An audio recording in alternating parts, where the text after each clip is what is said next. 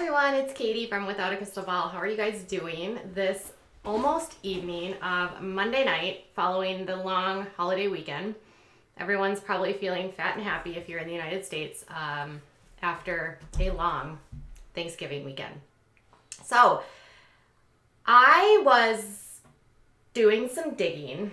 Actually, some Redditors were doing some digging, and the cheat sheet actually dropped an article earlier today which notified us that none other than Austin Forsyth, Joy-Anna's husband, is being sued in Washington, let's just say.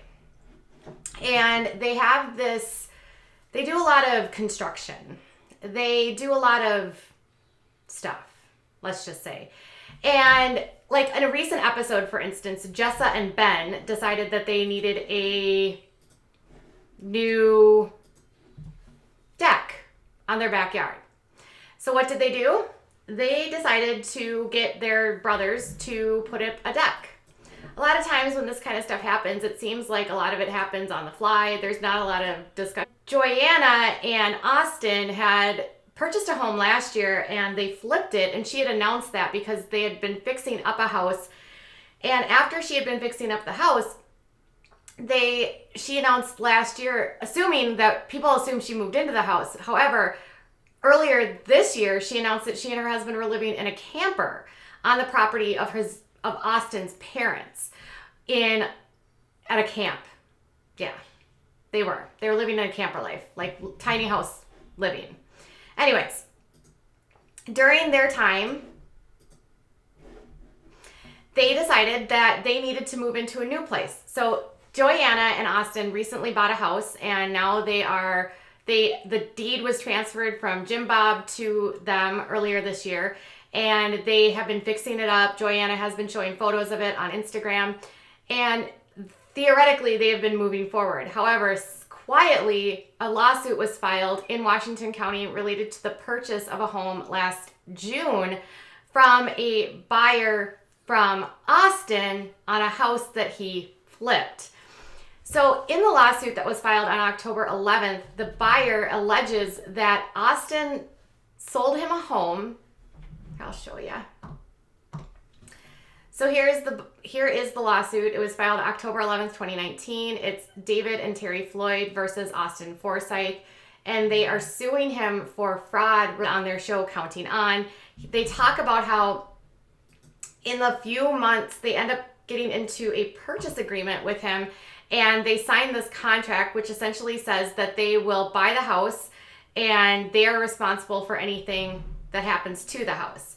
So as evidenced here was the contract they put on for the purchase, and on there's a check mark next to A which says buyers accepts the property in the present condition subject only to the following, and A. They appear to not have gone through an inspection.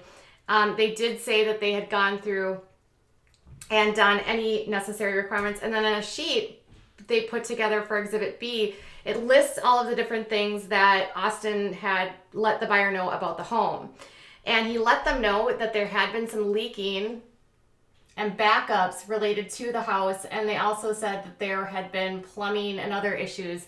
And then on the other side, he puts under another 27 that he fixed a lot of those things, and they ended up doing some landscaping to move water around so that water would no longer collect in certain areas of the yard. Now, according to the lawsuit, they say that shortly after moving into the house, they were told that all the work that had been done on the house was done with the proper permits. So they say within months of moving in, they start noticing a lot of really disgustingly smelling water all over their front yard. They also say that in the driest of times, water was collecting in this area. They go on to say that it smelled, it was really foul, it was very unpleasant, that their dog was licking the water around it. Their dog ended up getting sick. Their dog was literally drinking septic poop. Oh, God.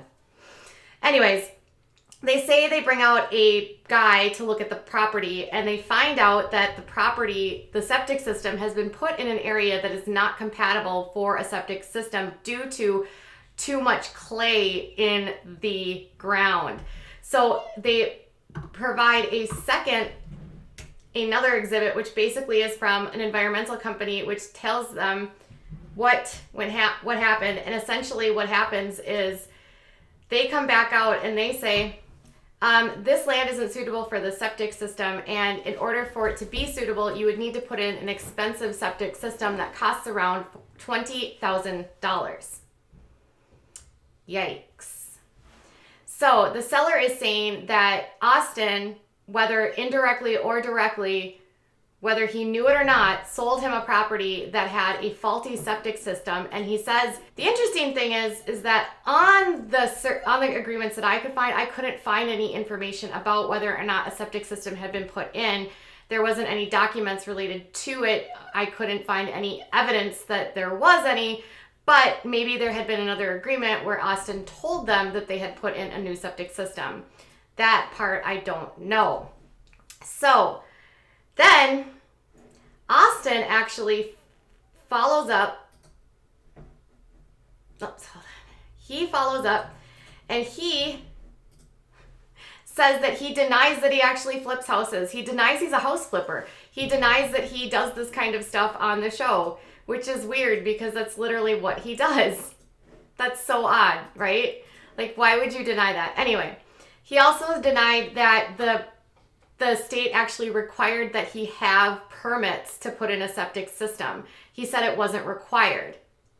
Although the buyers address it by adding a statute that requires all septic systems have a permit before they're installed. So I want to know, was the agreement in this lawsuit or in the purchase was that did they put this septic system in?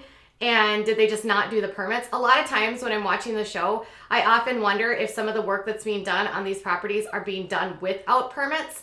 They do live in rural parts of Arkansas where people might do things sort of off the cuff.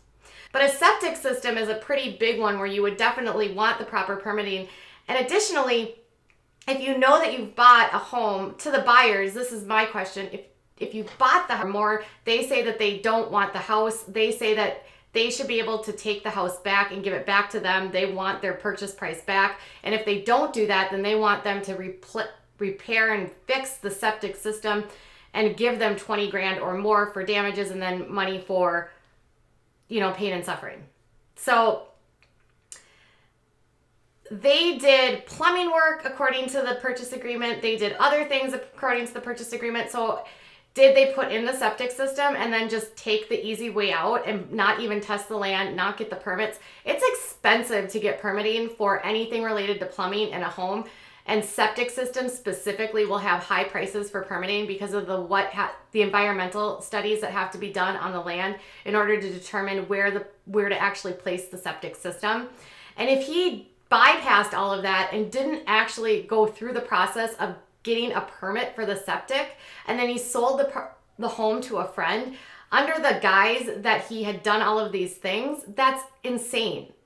He told them in the purchase agreement that all the work that had been done had been completed with the proper permits for everything. So the buyer says that they were under the belief that all the permits for this house were done. I think the issue here for anyone buying a home is that you never walk into a purchase agreement with anything without a private third-party inspection. It appears as though they might have been friends and trusted this relationship, and that Joy and Austin may have misled them into believing that he had gotten permits when he didn't. That's ridiculous. The Duggars are sort of known for cutting corners, allegedly, in a lot of different areas of their lives, and there's obviously this ongoing criminal investigation by the Department of Homeland Security against somebody. They have not named who. They did raid Josh's house or Josh's business not too long ago, but since then there has been nothing from the Department of Homeland Security in relation to whether or not an arrest is coming. There's been a lot of blind items, and then there was another blind item. I mean, there's been all this kind of stuff, but this lawsuit kind of comes out of left field. And being that there's a lot of real estate transactions that go on with the Duggars, something starting to circulate in my brain is, could some of this fraud stuff also be related to taxes? Could there be an independent investigation also going on with the IRS? Could there be other fraudulent things going on in relation to the properties that these people fix up? It's interesting here. So, of course, Austin's denying it, and Austin actually asked for the court to, what? Dismiss the case without prejudice. He filed his response on November 19th in court. The family has not made any statements about the lawsuit, and I don't know what's going to happen. There's not like a court date set yet on Washington County docket.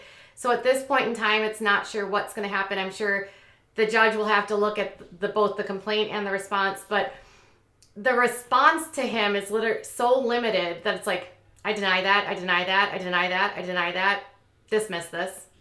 So if you are buying a house, never buy a house without a third-party inspection, and never trust that the people that you're buying from have done everything they needed to do under the proper permits. Ensure through your city that all work done was use the proper permits. And that can be done by what? Using a third-party inspector. All right, you guys, I would love to know if you are surprised by this lawsuit, and do you think there's any weight to this, or is this person just suing Austin because because he's famous, sort of like F-list, like fundamental famous, Bundy famous? Or do you think there's weight to this? Do you think that Austin cut corners and didn't do the proper legwork and put the septic system without doing any permitting or testing to save cash?